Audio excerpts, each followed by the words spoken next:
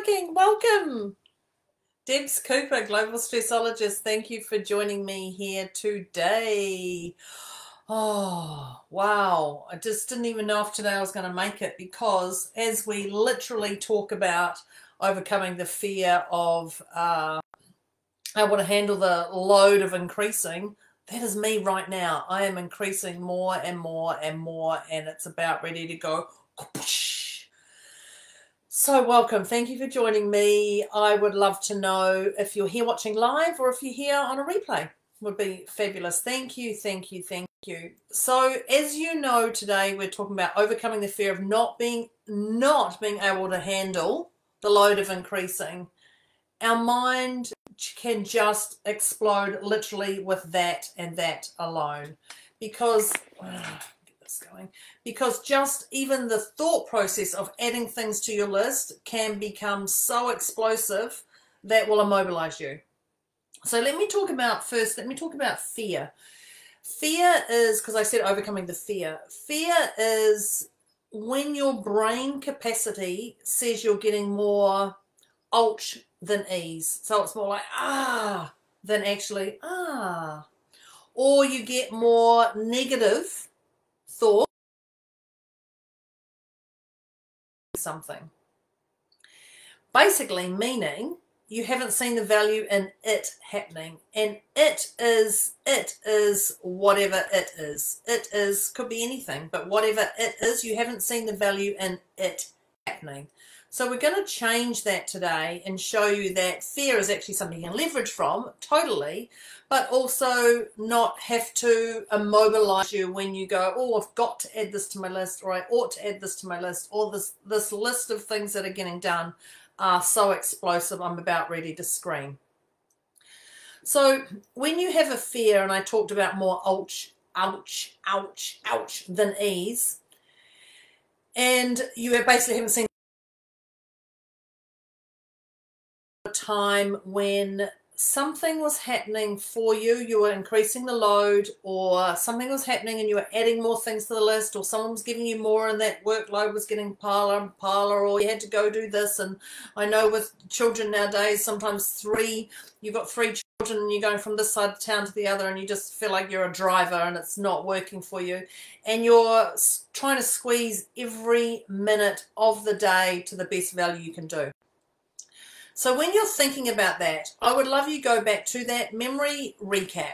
Go to the time when you've increased the load. Go to a time when you were frazzled, chaotic, there was so much going on. Go back to that memory right now.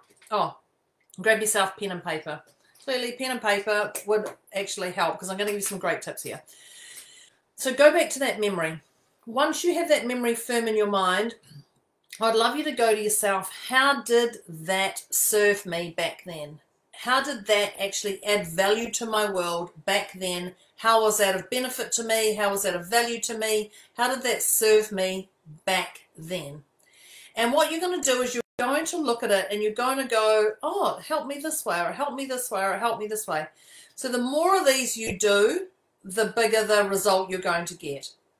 So once you've looked at how it served you, so it could be, say, maybe you went and did something and you had to, the workload was carrying up. So one of the things was you realized strategies on working smarter, not harder. Now, that's a great old saying. I'd like to work smarter, not harder. No pain without pleasure, all those old-fashioned sayings. But actually, when you're in that predicament or that situation, you will look at strategies. I'm not doing this again, or I'm going to do this, or whatever it is. So one of the things for me is increasing the load, as I've just recently moved. And if you could see behind this computer, whew, there is a lot of boxes.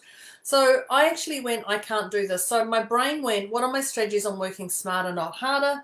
I then went, I'm going to delegate this. I'm going to delegate someone to come and pack and do this. And I didn't actually wisely look at somebody unpacking the things, but I definitely looked at someone delegating doing that. So for me, that is a strategy on working smarter, not harder, not putting that brain spasm in your brain.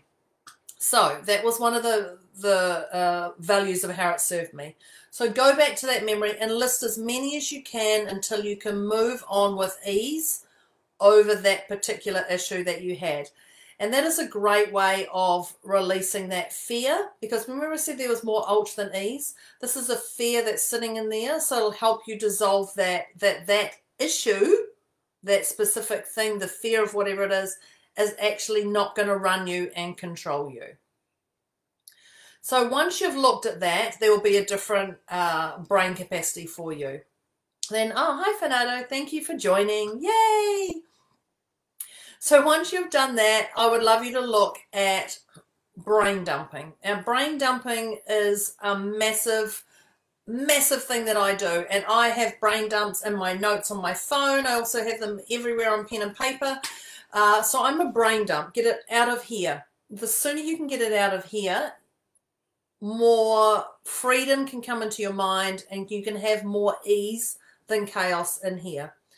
So it's wise to brain dump everything out of your head that needs doing. So when we're looking at this, what needs to be done, so you're not going to bed at night going, oh, I know I need to do that, or this has to happen, or work has asked me to do this and I haven't put it in my diary.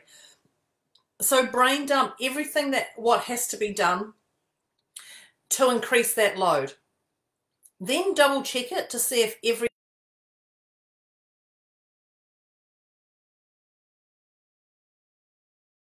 for you, because you don't want to miss anything off there.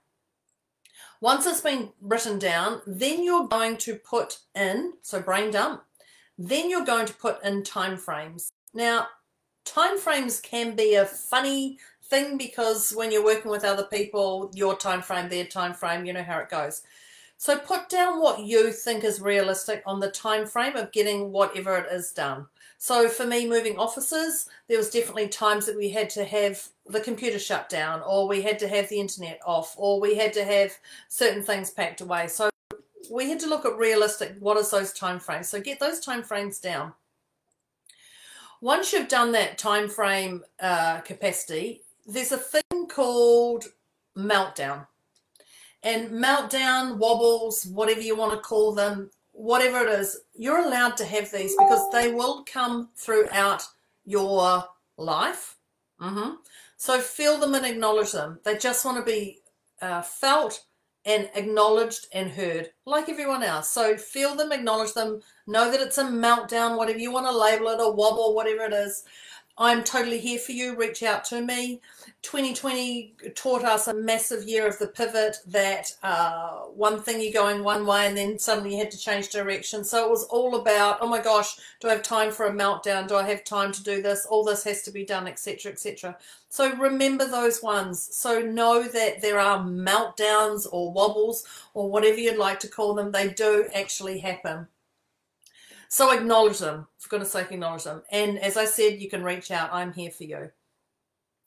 Once you've had your meltdown, and they will come into in between any of these steps, just so you know, once you've had your meltdown, there's a step called delegation.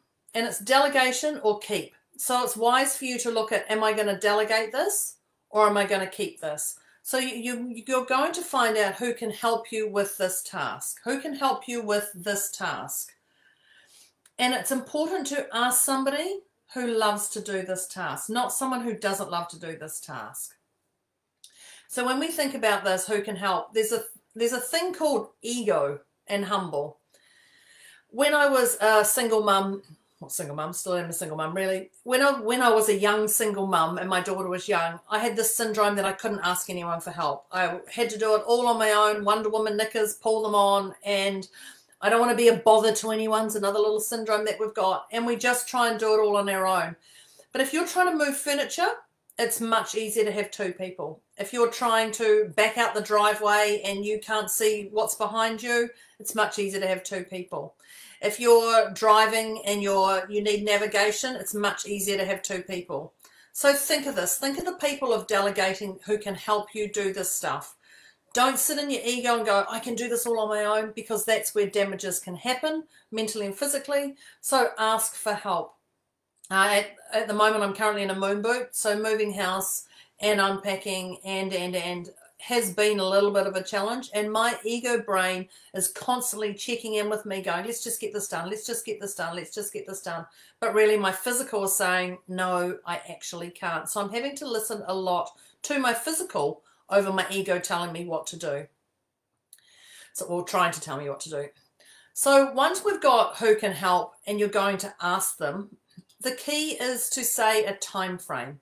And when I say time frame, I'm talking about a time frame that works with you, that also works with those other people that you're going to get to help, but not put you out. So if you have to have something done by a Wednesday and they are saying, I can only help you on a Wednesday, and you really, for your own brain capacity, need to have it done on a Tuesday because someone else is coming in, then it's wise for you to not use that person. So make sure your time frames are in alignment or they're not the people for you. So you actually have to be the highest priority here. Don't do it out of obligation or anything like that. So work on those time frames that work for you, but allow them to come in. And if they don't work, you're going to have to find somebody else or ask if the time frames can be moved. So be realistic. The other thing is, you know, when I talked about meltdown, I'm going to say take a time to pause. And the reason I say take a time to pause, so pausing can be classed as procrastination. So when someone says, oh, I procrastinate about that, and I'm like, no, you're not procrastinating. You're actually pausing. And if you can reframe that word to pause, because procrastination has such a bleh label to it. So it's just a way to adjust your mind to say, I'm not procrastinating right now, I'm pausing. And while you're pausing, know that your brain is ticking away to get the best, working smarter, not harder. So think about that. Your brain is working the best way to get this option going of whatever it is to resolve it. So it's really important to take that time to pause. So it's not procrastinating, it's just pausing. When you do that, you can come back and you can look at readjusting anything on your list. If you can readjust anything on your list, it will actually help you ease things in the long run. So look at that, readjusting at anything on your list if need be. Remember, we talked about being realistic. It's important to do that. Once you've readjusted anything on your list, the other thing is take action. It's pretty easy. Take action. Because even though we're procrastinating or we're pausing, action's not happening. Action's happening in the brain. Let's get this action in the physical. So take action and get moving on it. So I trust that helped you today, help you overcome the fear of not being able to handle the load of increasing. Let me just recap everything I have said today. So grab your pen and paper if you didn't get it before. So the tips are brain dump. Get that out of your head. Put the time frames on. Look at those time frames of what, when, how, etc. Time frames, not how. Time frames. Pause. Number 3 is pause. So once you pause, okay, procrastination, you're just regrouping, because that's going to give you the best peak performance you are going to get, is taking that breather. Okay, so once you've had that pause, help. Ask for help, get help, seek help, whatever that is to get that done. If your brain is doing that crazy, I'm obviously one to help you. I'm not going to help you with your action list of do things, but I'm going to help you on strategies of how to move forward from that. So once you've got that help, the second to last step, recapping, is action. Yeah, action. Get moving, get moving, get moving. Everything is flexible. Everything is absolutely flexible, and what you have on your list, remember that. If you're adding things to your list, taking things away, delegating, time frames, it's all flexible. Don't get stuck in the one way. Don't get stuck in the one way. When you've done that, and only when you've done that, you can celebrate. Celebrate. Celebrate. Be grateful you got through. Be grateful that you've got another thing ticked off your list and it's not as overwhelming as what you first thought it was. And the very last thing I'm going to say is reach out. I am here for you. This is what I'm here for. Reach out. If you've got any questions, any things that you loved on here today, anything you didn't love, let me know. That's super inspiring. And that is Debs Cooper over and out on talking about overcoming the fear of not being able to handle the load of increasing. And that's me signing off, because I've got boxes to unpack right now. Thank you very much. I will see you next week with another inspiring topic. Have an amazing day, everybody. Bye.